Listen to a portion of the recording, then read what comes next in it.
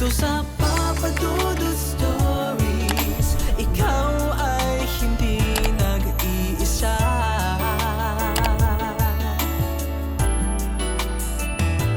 Dito sa Papa Dudut Stories, may nagmamahal sa'yo. Papa Dudut Stories, Papa Dudut Stories. Dear Papa Dudut, sa lahat po ng mga nakatutok ngayon, huwag pong kalimutan mag-like, mag-share at mag-subscribe. Maraming salamat po sa inyong lahat.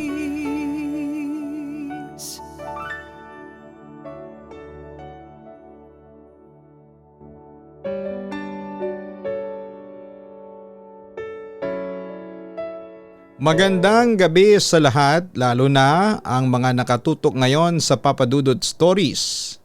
Ako po si Inton, laking Tondo, Manila at kasalukuyang nagtatrabaho bilang isang crew sa isang fast food habang nag-aaral sa kurso kong Business Management. Bata pa lamang ako ay alam ko na nakakaiba ang nararamdaman ko sa ibang lalaking nakakalaro ko. Hindi ko kasi hilig yung mga larong kalye.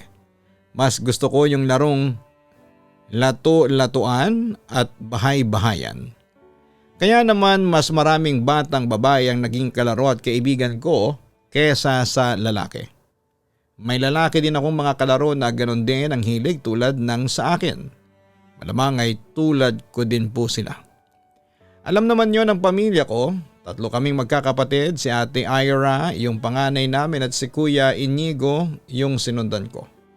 Pero hindi talaga namin kapatid si Kuya Inigo dahil ampon lamang siya ng aking mga magulang.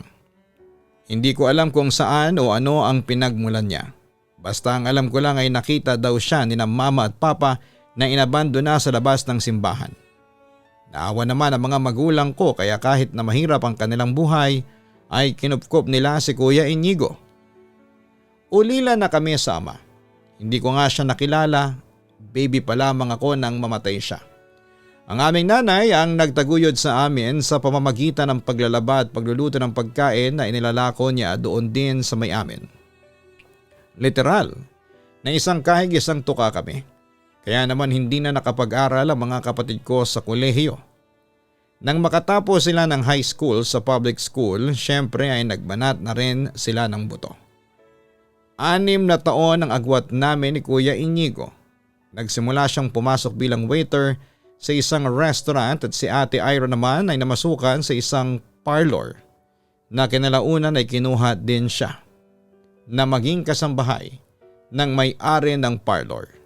Kaya naman dumating ang araw na halos kaming tatlo na lamang ni na Kuya Inigo at nanay ang nakatira sa aming maliit na inuupahang bahay. Minsan na lamang sa isang buwan nakakabisita si Ate Ira sa amin. 14 anyos ako noon.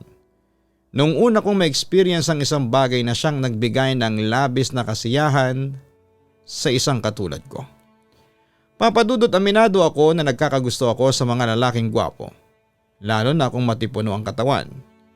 Maraming ganyan sa lugar namin, sanay yata ang mga kalalakihan doon na maglakad sa kalye na walang damit pang itaas. Enjoy na akong mapagmasdan sila. At kasama ko sa hagikhikan sa tuwing may nakikita kaming gwapong matipuno ang katawan. Ang aking naging close friend na si Valen. Hindi naman kami kumikending o halatang halata na may pusong babae. Simple lamang kami. Tahimik at kilalang matatalino sa lugar namin kaya medyo respetado naman kami kahit papaano. Kaming dalawa ang nagsasabihan ng aming sikreto lalo na sa mga crush namin. Dahil nga close kami ay hindi din niya naitago sa akin na crush niya ang Kuya Inigo ko.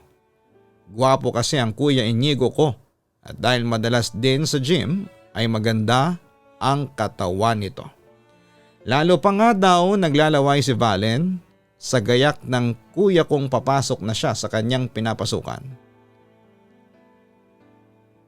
Madalas abangan ni Valen ang kuya ko sa pagdaan nito sa harapan ng bahay nila. Hindi lang yon ang nasabi sa akin ni Valen. Ay daw kasi sa isang baklang parlolista. Sa malapit din sa amin na isang gay bar daw nagtatrabaho ang kuya ko. Hindi daw siya isang waiter kundi isang callboy. Si Val na din ang nagpaliwanag sa akin kung ano ang ginagawa ng isang callboy. Nabanggit din ni Valen na nag-iipon daw siya ng pera para matikman niya daw ang kuya Inigo ko. Nabatukan ko pa nga siya nang sabihin niya na hingian ko daw ng discount ang kuya Inigo ko para sa kanya. Wala kaming alam ni nanay sa trabahong yon ni kuya Inigo. Basta ang alam lang namin ay waiter siya sa isang restaurant sa Malate. Mahilig namang pumorma si Kuya Inigo at hindi na namin pinagtatakhan kung ganon siya manamit sa kanyang pagpasok. Medyo naniwala ako kay Valen kasi magtatakip silim kung umalis ng bahay si Kuya Inigo at madaling araw na kung umuwi. Katabi ko sa pagtulog si Kuya Inigo at matagal ko na ring napapansin na ang bango-bango niya. At minsan naman ay amoy alak na nahihiga sa aking tabi. Hindi naman kami gaanong nakakapag-usap dahil halos tulog siya sa araw at sa hapon naman ay gagayak na siya. At nasa lakaran din ako. Simula nang sabihin niya ni Valen ay kakaiba na ang atensyon ko kay Kuya Inigo. Kapag nagigising ako sa aking pagtulog at katabi ko na siya, ay pinagmamasdan ko ang kabuuan ng katawan niya. Natitipuhan ko ang ibang kalalakihan sa aming lugar na mga gwapo at matipuno ang pangangatawan. Samantala ay matagal na pala akong may katabi sa higaan na isang gwapo din at may magandang katawan. Kaya palagi kong pinagdarasal sa Diyos na sana'y makahanap ako ng lalaking katulad ng aking kapatid. Pero Papa Dudut, hindi ko noon maiwasan pero aaminin kong may nararamdaman akong kakaiba sa aking sarili sa tuwing nakikita ko si Kuya Inigo. Pilit kong nalalabanan ang sarili ko upang hindi ko pag-interesahan si Kuya Inigo. Oo, hindi ko siya kadugo pero parang incest na rin yon since inampon siya ng mga magulang ko. Kaya sinampal ko talaga ang sarili ko sa tuwing nakakaramdam ako ng pagnanasa sa tinuturing kong kapatid. Isang mag-asawang sampal sa aking mukha nang sa ganon ay magising ako sa katotohanang nakakadiri ang aking iniisip. Subalit talaga yatang mas tumindi ang tukso kung iniiwasan mo ito. Sa pagtulog kasi ay katabi ko siya na ang tanging suot ay underwear. Minsan ay niyayakap niya ako at dumidikit sa aking katawan ang bumubukol sa kanyang underwear. Damang-dama ko ito dahil noon pa man ay nakasanayan ko nang yakapin siya sa pagtulog. Minsan ay nagigising ako na yakap-yakap ko na siya. Tila may halo ng pagnanasa ang pagkakayakap ko sa kanya pero agad din akong kumakalas upang mapigilan ko ang sarili ko. Isang hapon gumayak na si Kuya papasok sa trabaho at syempre maliligo muna siya. Nanood ako ng TV kasi medyo tinamad akong lumabas na ng bahay pagkagaling sa school. Inton, halika nga dito. Sandali lang. Ang tinig ni Kuya Inigo na nagmumula sa banyo. Tumayo ako kaagad at lumapit sa tapat ng banyo. Ano yun kuya? Ang tanong ko naman. Biglang bumukas ang pintuan ng banyo, nakatayo doon si Kuya Inigo na walang saplot sa katawan at basang-basa na may kaunting sabon pa sa katawan. Doon ko muling nakita ang totally nude na katawan ni Kuya Inigo at may kakaibang kiliti na yung naidudulot sa akin. Pakihiluran mo nga ang likod ko. Medyo masakit nga ang mga braso ko dahil sa pagbubuhat ko kanina. Hirap akong abutin ang likuran ko ang pakiusap niya sa akin. Dati ko naman yung nagawa kay Kuya kaya sinunod ko naman siya. Pumasok din ako sa loob ng banyo at mas lalo kong napagmasdan ang matipunong katawan ni Kuya Inigo. Batid naman ni Kuya Inigo na madalas ko na ring makita yon in the past. At alam ko na batid din niya na may pagkapusong babae nga ako.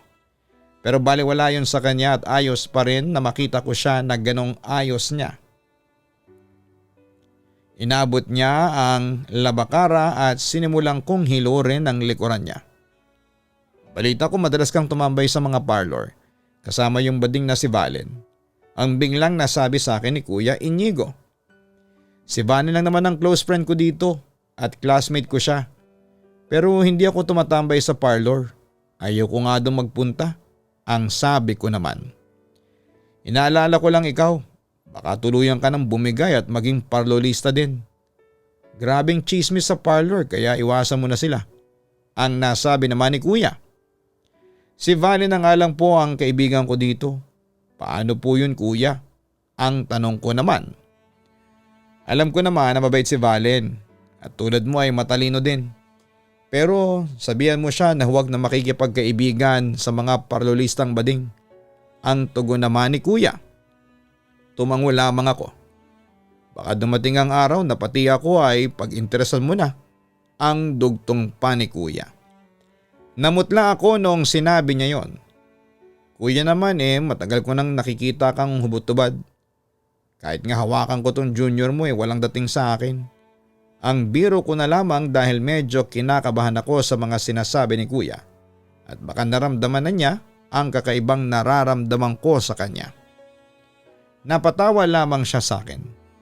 Tingin ko naman mukhang kumbinsido naman si Kuya Inigo sa sinabi ko. Sino naman ang type mo? May type ka ba sa mga barkada ko? Ang tanong niya na medyo nagdulot ng kaba sa akin.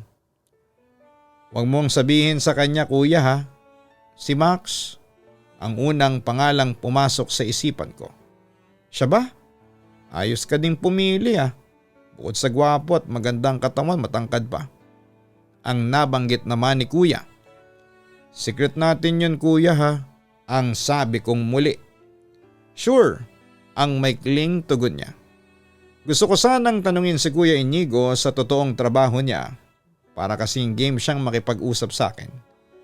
Pero kinahinaan ako ng loob at baka pagalitan lamang ako. At baka din tuluyan na niya akong sabihan na iwasan si Valen kung malalaman niya na galing kay Valen ang chismis na yon.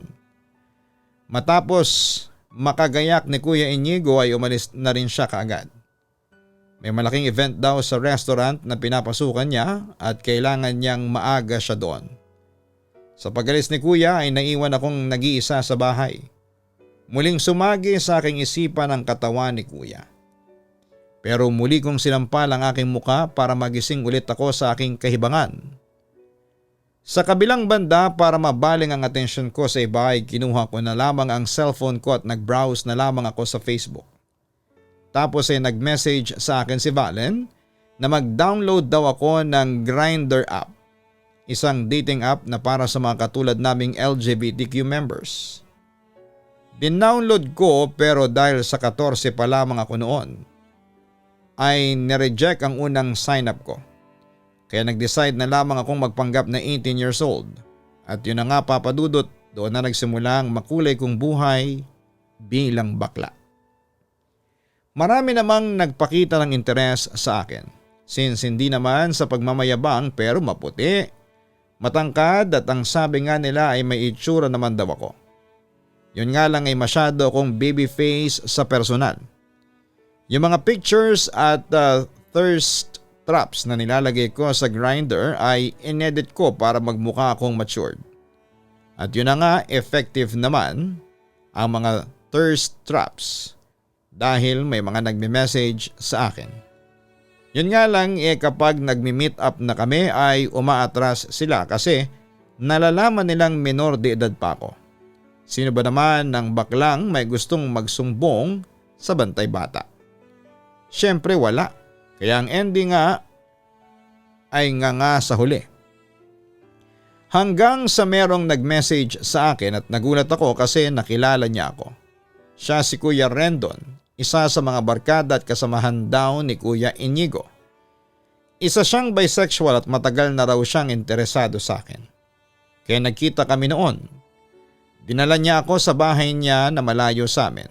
Tapos ay may nangyari sa amin. Oo, sa kanya ko isinuko ang aking virginity. At wala naman akong pinagsisihan kasi type ko naman si Kuya Rendon. Samantala hindi lang isang beses na may nangyari sa amin dahil marami pa ang sumunod. Natatandaan ko na pagkatapos ng school ay sinusundo niya ako at dinadala sa bahay niya. Tapos yun na nga, may nangyayari na sa amin. At sa sisiping namin ay unti-unti kong nakilala si Kuya Rendon. Papadudot isang pedophile si Kuya Rendon.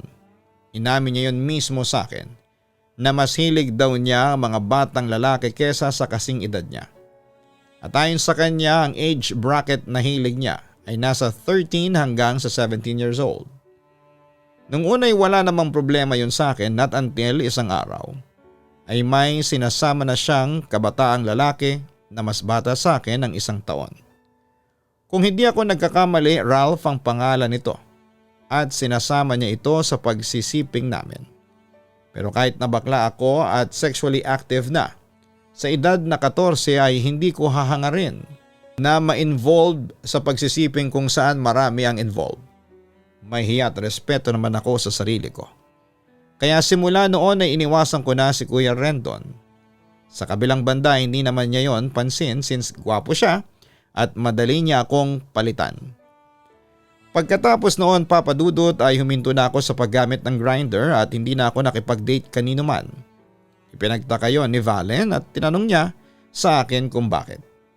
Sabi ko lang sa kanya na nag-iingat lamang ako na mahawahan ng HIV at kung anumang sexually transmitted disease. Samantala hindi ko inaasahan na muling mababaling ang aking atensyon kay Kuya Inigo. How I wish noon na sana ay kapatid ko na lamang siya para hindi ako araw-gabi na halos mabaliw sa kakaisip sa kanya. Kaso'y palaging isinisiksik ng utak ko na okay lang na magnasa ako kay Kuya Inigo kasi hindi ko naman siya tunay na kapatid. Ganon pa man ay hindi ko rin maiwasan na mandiri sa aking sarili dahil sa mga naiisip ko. Sa kabilang banda isang gabi na alimpungatan ako at nagulat nang makita ko si Kuya Inigo nagising pa at naka-Indian seat habang nakatingin sa akin. Kuya, kanina ka pa bang gising? Tanong ko sa kanya. Iniisip ko lang kasi yung ikinuwento sa akin ni Rendon. Seryosong sagot niya. Bakit? Ano po ba ang sabi niya? Usisa ko. Bagya akong kinabahan dahil baka ikinuwento ni Kuya Rendon sa kanya yung mga sexual adventures namin. Inamin niya sa akin na nagkaroon kayo ng sexual relationship. Nainis lang kasi ako parang nangaasar pa siya habang kinikwento niya sa akin yung mga pagtatalik niyo. Nilaspag ka raw niya. Nakakainsulto kasi. Ayokong binabastos ka niya kasi kapatid kita. Nasasaktan ako. Sabi ni Kuya Inigo sa akin. Nagulat at nanlumo naman ako sa mga narinig ko. Bukod sa iyo kuya, kanino niya ikinuwento yun? Sa akin lang daw, wala daw siyang balak na ikwento yun sa tropa kasi malaki pa rin daw ang respeto niya sa akin. At sa iyo. Nagtataka nga lang siya, bakit bigla mo siyang ginost? Sagot ni Kuya Inigo. Ikinuwento ko naman sa kanya ang dahilan kaya unti-unti kong iniwasan si Kuya Rendon. Sa huli naman ay nag-agree si Kuya Inigo sa akin na sa halip na kalibutan ko na raw ang tropa niya. Na hindi lang daw ang katulad ni Kuya Rendon ang nararapat sa akin. I deserve more kumbaga. Totoo ba kuya na callboy ka? Ang bigla ko namang naitanong sa kanya. Hindi ako sinagot ni Kuya Inigo, sa halip ay sinabihan na lamang niya akong matulog ulit. Pero bago ako matulog ay pinangaralan ako ni Kuya Inigo na huwag akong magpadala sa tawag ng laman at sa halip ay pag-isipan ko raw maigi bago makipagrelasyon sa isang lalaki. Kinabukasan naman ay niyaya ako ni Kuya Inigo sa mall at ibibili daw niya ako ng bagong damit. Sumama naman ako sa kanya matapos niya akong bilahan ng damit ay kumain ako sa isang fast food. Doon niya ako kinausap at pinagtapat ang tunay niyang trabaho. Totoo yung chismis na naririnig mo galing sa mga parlulistang bading na kakilala ni Valen. Macho dancer ako sa isang gay bar. Minsan nagpapa-take out ako kung okay ang napag-usapang bayaran. Minsan naman ay sa isang bridal shower ako rumaraket. Sa ganun ako nakita noong baklang parlulista. Siya palang nagmi-makeup sa ikakasal kaya naroon siya. Ang pagtatapat ni Kuya Inigo. Nung una kong marinig yon mula kay Kuya Inigo ay hindi ko malaman kung ano ang sasabihin ko, pero inunawa ko na lamang siya. Ayos lang naman siguro yun kuya, kesa naman magnakaw ka o pumatay ka para lang mabuhay mo kami ni nanay. Ang nasabi ko naman. Yun lang kasi ang alam kong gawin. Hindi naman ako nakatungtong ng college, kaya nga dapat ay mag-aral ka ng mabuti para maging maayos ang maging trabaho mo kapag nakapagtapos ka na sa college. Ang sabi naman ni kuya. Hayaan mo kuya, yan ang gagawin ko. Lagi akong magiging scholar para hindi ka din mahirapan sa pag-aaral ko. Ang pangako ko naman sa kanya. Nagsimula na ring ikwento sa akin ni kuya ang kanyang pinagdaanan sa ganong trabaho. Nasa tamang edad na din daw ako upang malaman ko ang ganong klaseng buhay.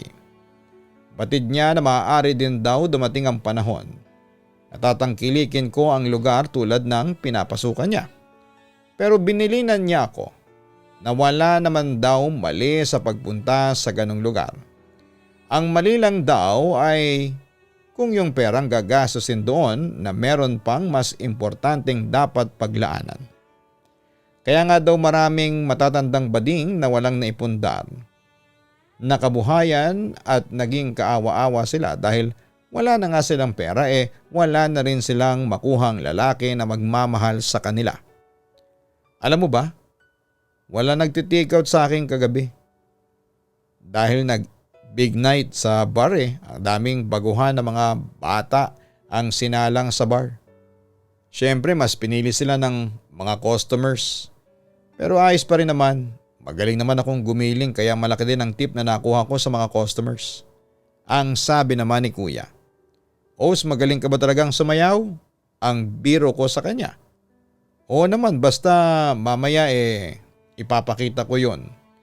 Ang galing ko sa pagsayaw. Ang sabi naman ni kuya. Nagpatuloy pa ang masayang kwentuhan namin ni Kuya Inigo hanggang sa makauwi na kami. Hindi na rin pumasok si Kuya Inigo ng gabing yon. Bago pa dumating si nanay ng gabing yon ay nagbigay ng sample dance si Kuya Inigo. Tama nga ang pagmamalaki niya. Talagang magaling siyang sumayaw. Pati akong kapatid niya ay tinamaan sa mga galaw niya. Pero agad ko ring winaksi ang pagdanasang nararamdaman ko dahil mali yon.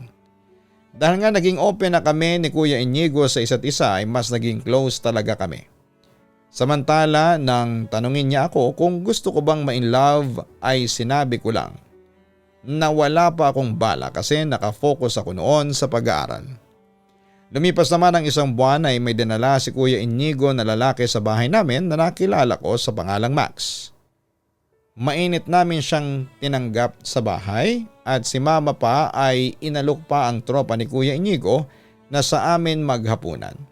Nagpaunlak naman si Max. Papadudot mas bata si Max kay Kuya Inigo ng mga 2 taon. Tulad din siya ni Kuya Inigo na naging tambay din matapos makapagtapos ng high school. Mga 2 taon na din ang nakakaraan.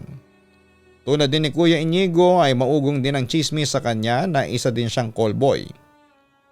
Marahil tulad din na dahilan ni Kuya Inigo na yun lang naman talaga ang tanging alam nilang paraan para makatulong sa kanilang pamilya. Kung totoo man ang chismis kay Max ay hanga pa rin ako sa kanya. Lalo kung pareho sila ni Kuya Inigo na para sa pamilya nila ang sakripisyo nilang yon na pagbebenta ng katawan. Matapos silang makapagmeryenda na niluto ni nanay ay naunang pumunta sa sala si Max at tumupo sa sofa sa tabi ko. Bigla niya akong inakbayan at talagang dinikit ang kanyang katawan sa akin. Amoy na amoy ko ang pabangong ginamit niya. Lalaking lalaki talaga ang amoy niya at parang ang sarap halikan sa pisngi. Type kita, ang biglang sinabi niya sa akin na nagpakabog ng dibdib ko. Nagulat din ako kasi napaka-straightforward ni Max. Ha talaga? Ang tanong ko sa kanya. Sana magustuhan mo rin ako. Promise magiging mabuti akong boyfriend sa'yo. Hindi ka rin magsisisi kasi masarap ako. Pangaakit ni Max sa akin habang nakatalikod ang aking ina. Natawa na lamang ako kay Max tapos ay inad niya ako kaagad sa Facebook, sa iba kong social media accounts. Tapos noon ay umalis na sila ni Kuya Inigo dahil papasok na sila ng trabaho. Sa kabilang banda, pag uwi ng kapatid ko ay nalaman-laman ko na minamatch pala niya ako kay Max. Ganoon lang daw si Max, mahilig magpauhaw ng mga bakla pero mabait daw yon. At inamin daw sa kanya ni Max na love at first sight ito sa akin at nagpaalam kung pwede raw ba akong ligawan. Natawa naman ako sa sinabi ni Kuya Inigo at pinaalala ko sa kanya na hindi pa alam ni Mama na bading ako. Pero sabi naman ni Kuya ay malakas daw ang pakiramdam ni Mama kaya sigurado daw na matagal na raw nitong alam na bading ako. Samantala Papa Dudut ay nagkaroon kami ng communication ni Max. Nagsimula sa simpleng messages na nauwi sa video calls. Pero hindi kami nagromansahan agad dahil nirerespeto daw niya ako. At gusto raw niyang malaman ko na hindi lang sex ang hanap niya, kundi totoong pag-ibig. At umaasa siya na sana'y ako na lang daw ang totoong pag-ibig niya. To make the story short, niligawan talaga ako ni Max sa bahay namin pero nagpretend kami na magkaibigan lamang sa harapan ni Mama. Madalas niya akong binibigyan ng mga regalo. Ramdam kong priority niya ako at sinabi rin niya sa akin na nagbabalak na rin daw siyang bumalik sa pag-aaral para kapag naging mag-asawa na raw kami ay mabibigyan niya ako ng magandang buhay. At yun na nga, after 1 month, buong pagmamalaki niyang ipinakita sa akin ang enrollment form niya, BS Management ang kursong tinake niya at sabi niya sa akin na ako raw ang kanyang inspirasyon. Kaya nung araw ding yon ay pumayag na akong makipagrelasyon sa kanya. Doon din naganap ang una naming pagsisiping. Pero alam mo Papa Dudut, ibang-ibang naramdaman ko sa pagtatalik namin ni Max. Ramdam ko talaga ang totoong pag-ibig. Hindi tulad noong kay Kuya Rendon na puro pagnanasa. Habang nilalakbay ni Max ang aking katawan ay nakita ko sa mga mata niyang lagablab ng isang nagmamahal.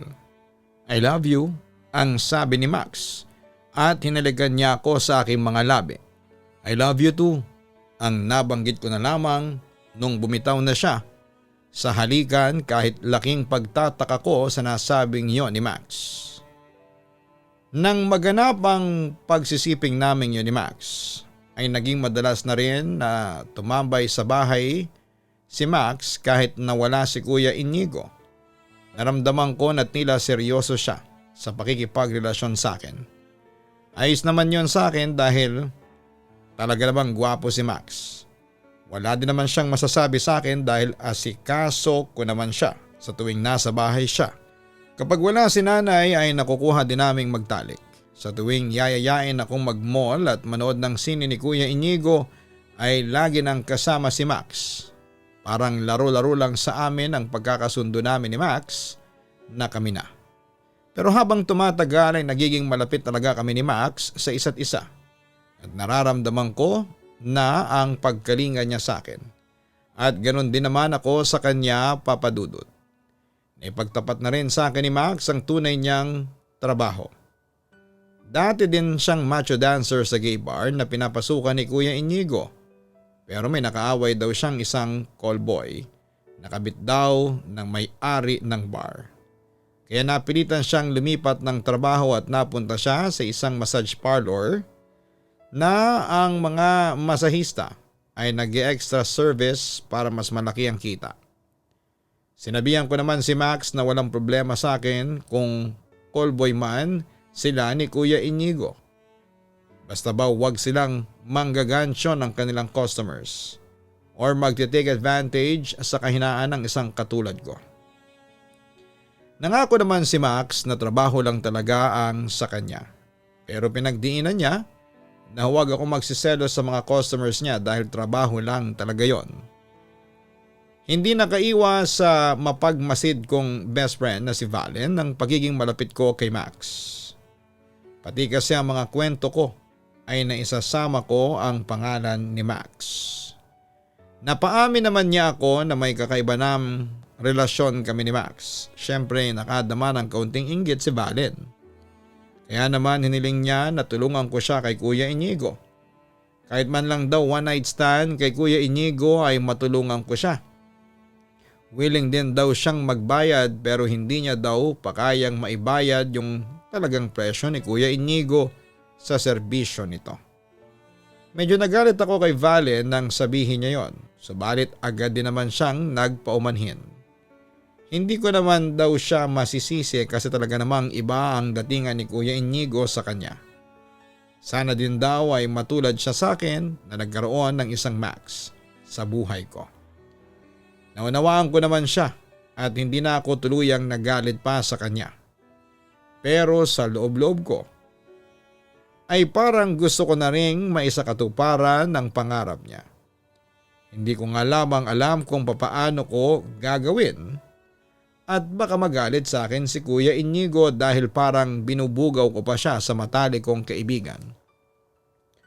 Lumipas pa ang mga araw at parang naging barkada na rin ako nila Kuya Inigo at Max. Medyo naging adult na rin akong tingnan tulad nila dahil na rin tinuruan nila akong pumorma at medyo tumangkad na rin ako na hindi na rin nalalayo sa kanilang height. Si Vane naman ay hindi na rin nabanggit ang pangarap niya tungkol kay Kuya Inigo. Nakontento na lamang siya sa madalas na pagdalaw sa aming bahay upang masilayan ang aking Kuya Inigo kasi madalas na walang damit pang itaas ang Kuya Inigo na kinakatuwa naman ni Valen. Batid ko naman ang nararamdaman din ni Kuya Inigo na nagnanasa sa kanya si Valen. Ayaw ko lang pag-usapan namin yon at hindi ko alam kung ano ang magiging reaksyon ni Kuya Inigo kung malalaman niya mula sa akin na totoong pinapangarap siya ni Valen. Isang araw habang papauwi kami ni Valen mula sa school ay napadaan kami sa isang tindahan na may mga lalaking nagiinuman. Psst! Biglang sumitsit ng isa sa mga kalalakihan. Hindi namin pinansin yon. Biglang inulit pa ang pagsitsit sa amin. Pero hindi pa rin namin ito pinansin. Ang tataray ng mga baklang ito, biglang sumigaw ang isa pa sa kanila. Noon na kami napalingon sa kanilang pwesto. May nagawa ho ba kaming kasalanan sa inyo? Ang malumanay na tanong ni Valen. Alam ko na may katarayan si Valen at palaban ang aking best friend. Kaya hinihila ko na siyang papalayo doon. Aba, talaga palang mataray ang baklang ito ah. Ano pang pinagmamalaki ninyo? Ang kuya ng kaibigan mong callboy o ang callboy din na boyfriend niya? Ang pasigaw na tanong kay Valen. Medyo nagpanting-anting ako sa narinig ko. Pero naging mahinahon pa rin ako at pilit na hinihila si Valen papalayo sa grupo ng mga kalalakihan. Kalalaki niyong tao ay mahilig kayo sa chismis. Kung ganun nga sila ay buti pa sila at nagbabanat ng buto para kumita ng pera. Kayo panay dilhensya ninyo sa asawa at nanay niyo para may pang-inom kayo. At isa pa mas bakla kayo kasi pinapaniwalaan ninyo ang chismis. Mahiya naman kayo sa mga balat nyo. Ang medyo pasigaw na ring sinabi ni Valen sa mga kalalakihan. Ang tapang nitong baklang to ah. Baka patulang kita dyan, ang sabi ng isa sa mga kalalakihan. Ano bang ginagawa nyo ngayon? Hindi ba pinapatulan nyo na kami? Sino ngayon ang mas bakla sa atin? Ang pasigaw pa rin na sinabi ni Valen. Hindi ko na napigilan na makipagbangayan si Valen sa mga kalalakihan. Para namang kakayanin ni Valen na mga yon sa kanyang inaasal. Hindi ko na malayan na paparating pala si na Kuya Inigo at Max. At narinig nila ang dahilan ng pakikipagtalo ni Valen sa mga kalalakihan. At ito na pala yung mga callboy na pinagmamalaki ninyo. Ang sabi ng isa nang makalapit na sina Kuya Inigo at si Max. Anong sabi mo, Pards? Ang tanong ni Kuya Inigo sa lalaking nagsabi sa kanila na callboy sila. Callboy! Ang pasigaw na sinabi ng lalaking yon sa mukha mismo ni Kuya Inigo. Biglang sinuntok ni Kuya Inigo sa mukha ang lalaking yon na naging sanhi ng rambulan sa harapan ng tindahan. Pati kami ni Valen ay nakisali na rin sa suntukan at sipaan. Grabe palang magalit si Kuya Inigo, talagang lumabas ang lakas niya na nakukuha niya sa madalas niyang pag-gym. Ganon din si Max. Palibasa ay medyo lasing na ang mga kalalakihang nakalaban namin kaya naman talagang bugbog sarado sila sa amin. May mga latay din kami, syempre. Pero kung hindi pa dumating ang mga tanod ay baka nagmistulang lantang gulay ang mga lasing na kalalakihan. Sa barangay detention cell kami nagpalipas ng gabi dahil sa mga nangyari. Doon din namin na ikwento kina Kuya Inigo at Max ang punot dulo ng pangyayari. Laking pasasalamat ni Kuya Inigo kay Valen at maasahan pala siya na maipagtanggol daw ako sa ganong sitwasyon. Kinabukasan ay pinawala na din kami, ganon din ang grupong nakaaway namin. Alam kong medyo good shot si Valen kay Kuya Inigo. Naisipan ko tuloy na sabihin sa kanya ang matagal nang pinapangarap na matupad ni Valen. Natawa sa akin si Kuya Inigo pero sinabi niyang pag-iisipan niya. Natawa naman ako at hindi nagalit sa akin si Kuya Inigo. Nang minsang bumisita sa bahay si Valen ay nagkataon na naroon sina Max at Kuya Inigo. Nakakaingit naman kayo. Ang nabanggit ni Valen nang makita niya kami ni Max na magkatabi sa sofa at nakaakbay sa akin habang nanonood kami ng TV. E di tabihan mo din si Inigo para hindi ka na mainggit, ang biro naman ni Max sa kanya. Biglang namula si Valen at hindi ko pa kasi binabanggit sa kanya na alam na ni Kuya Inigo at ni Max ang pagkakagusto niya kay Kuya Inigo. Kaya talaga ayan tuloy nahiya na sa akin si Valen. Huwag mong pakinggan ang pang-aasar ni Max. Wala namang masama kung tatabi ka sa akin. Ang sabi naman ni Kuya Inigo. Ikaw naman talaga, Inton, kung ano-ano mga sinasabi mo sa dalawang ito. Ang sabi naman ni Valen. Tumawa na lamang ako at napatingin kay Kuya Inigo. Umupo naman sa tabi ni Kuya Inigo si Valen. Biglang inakbayan ni Kuya Inigo si Valen. Wag po kuya, ang biro ni Valen at tila inaalis pa ang kamay ni Kuya Inigo. Nagtawanan na lamang kaming lahat at yun na nga ang simula ng pagkakamabutihan ni na Kuya Inigo at Valen. Lumipas sa mga taon at nagpa siya sina Max at Kuya Inigo na tumigil na sa pagko-callboy. Nag-concentrate si Max sa kanyang pag-aaral at nag-work na lamang sa isang casino sa Pasay habang siya ay nag-aaral. Then nauna akong matapos sa kanya. After 2 years ay si Max naman ang nakagraduate. Isang kumpanya ang pinasukan namin bagamat magkaiba kami ng department. With regards to our relationship, ayun para na kaming naging mag-asawa ni Max. Katunayan ay nagpunta na kami noon sa Taiwan para magpakasal since legal doon ang same-sex marriage. At yun nga nangako kami sa isa't isa na magmamahalan kami ni Max hanggang sa huling hininga namin. Happy din ang naging kinahinatnan ng love story nila Valen at Kuya Inigo dahil nang makaipon si Kuya Inigo ng pera ay tinulungan niya si Valen na magtayo ng sarili niyang parlor. Tapos ay nag-aral din ng pagugupit si Kuya Inigo. Sa ngayon ay pareho na silang parlolista sa sarili nilang parlor. At sa pagpaparlor nakapundar sila ng sarili nilang bahay at kotse at namuhay silang pareho na parang tunay na mag-asawa. Papadudot nagpapasalamat kami sa Diyos kasi kahit na ganito ang sexualidad namin ay nakatagpo kami ng totoo naming pag-ibig. Siguro ang mahihiling ko na lamang sa ngayon ay biyayaan sana kami ni Max ng mas mahaba pang buhay para mas humaba pa lalo ang aming pagmamahalan. Hanggang dito na lamang po ang kwentuhan natin papadudot. Muli ay maraming salamat at magandang araw po sa inyong lahat. Lubos na gumagalang, Inton. Maraming salamat Inton sa pag-share mo ng iyong kwento sa aming programa. Ang pag-ibig naman ay walang pinipiling kasarian at edad. Basta wala kayong nasasagasaan o nasasaktan tao.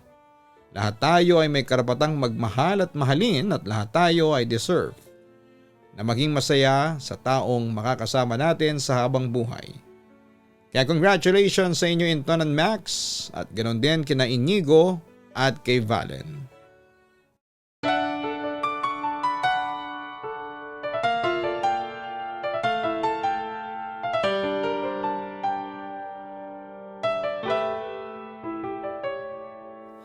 Ang buhay ay mahiwaga, laging may lungkot at saya sa Papa Dudut Stories. Laging may karamay ka.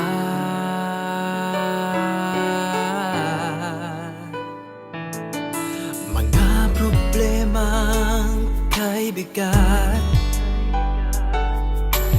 dito ay pakikinggan ka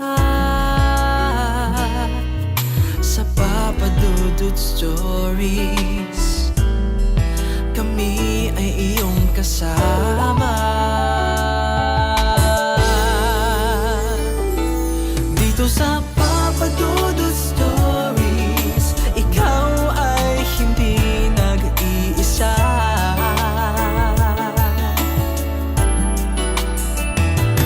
Dito sa Papa Dudut Stories, may nagmamahal sa'yo. Papa Dudut Stories,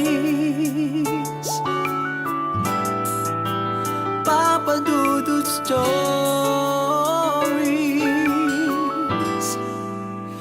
Papa Dudut Stories.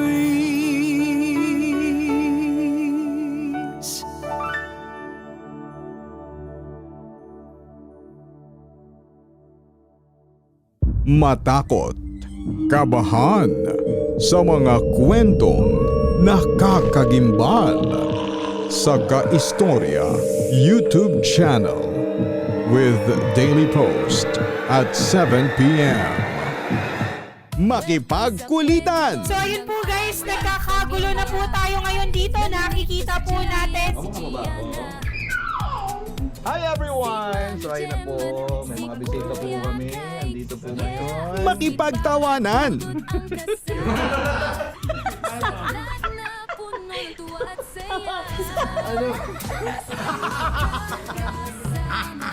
At minsan, makipag-iyakan. Lagyan na ng gamot. Kanina umiyak si Gian, sabi niya, Ama! Tanggapin mo ang kapalaran ng iyong ama. Sa Papa Dudut Family YouTube channel. Subscribe na! Dito sa